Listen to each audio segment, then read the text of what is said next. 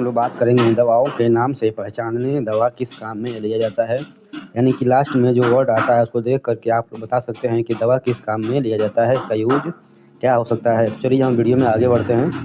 तो सबसे पहला है प्रजोल। यानी कि प्रजोल एक प्रकार का सफिक्स है।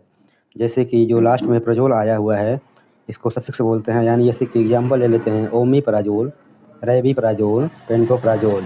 और बात किस क्लास से बिलोंग करता है तो पीपीआई क्लास से बिलोंग करता है, यानी कि प्रोटॉन पंप इनहिबिटर्स।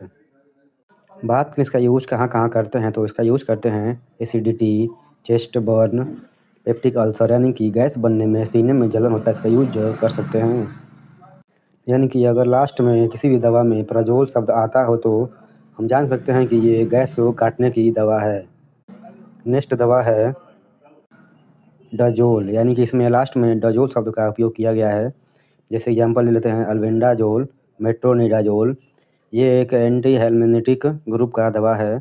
इसके यूज़ के बारे में बात करें तो इसका यूज़ करते हैं एंटी और यानी कि पेट के कीड़े मारने का ये काम करता है। देखिए ये हम लोग 2 दवा लिए हैं जिसमें लास्ट में मिला हुआ है डजोल, यानी कि अल्बेंडाजोल के लास्ट में डजोल है और मेट्रोनिडाजोल के लास्ट में भी डजोल है। यानी कि अगर किसी के लास्ट में डजोल शब्द आता है तो जान जाइएगा कि ये पेट के कीड़े मारने की काम करता है। नेक्स्ट है हम लोग का, तो इसके लास्ट में दिया हुआ है नजोल। उसमें था डजोल, इसमें दिया हुआ है नजोल। एग्जाम्पल ले लेते हैं तो कीटोकोनाजोल, इट्रोकोनाजोल और फ्लूकोनाजोल। यह जो है एंटी फंगल के कैटेगरी में आता है। यानी कि और किसी के लास्ट में नजोल शब्द आता हो तो जान जाइएगा एंटी फंगल ये दवा काम करता है। तो यूज़ के बारे में बात करें तो ये सभी प्रकार के फंगल इन्फेक्शन में यूज़ किया जाता है। हमने यहाँ पे 2 दवा लिया हुआ है, आप लोग देख सकते हैं कि कीटोकोनाजोल यानी कि इसमें भी नजोल मिला हुआ है और इट्रोकोनाजोल इसमें भी नजोल मिला हुआ है।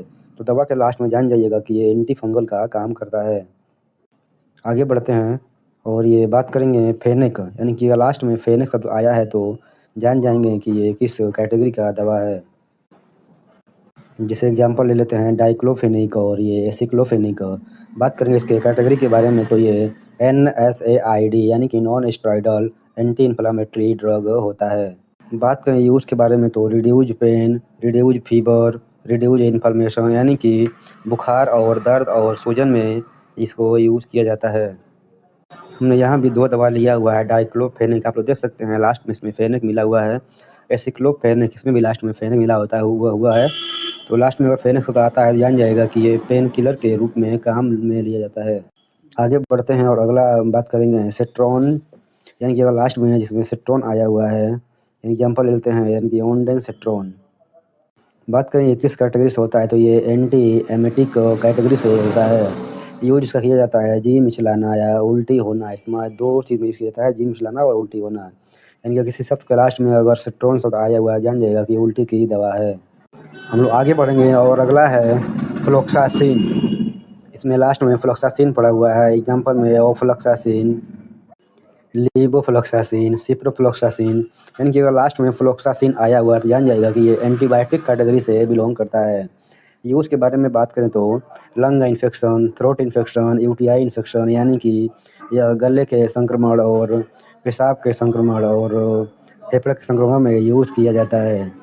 आप लोग देख सकते हैं यहाँ पे 2 टैबलेट दिया गया है और फ्लोक्सासिन यानी कि फ्लोक्सासिन लास्ट में आया हुआ है और ये लीवोफ्लोक्सासिन इसमें भी लास्ट में फ्लोक्सासिन आया हुआ है। तो इसमें दवा किसी लास्ट में अगर ये आया हुआ है तो जान लीजिएगा कि एंटीबायोटिक ग्रुप से बिलोंग करता है। तो आज के लिए इतना ही, मिलते हैं अगले वीडियो में, तब तक के लिए जय हिंद।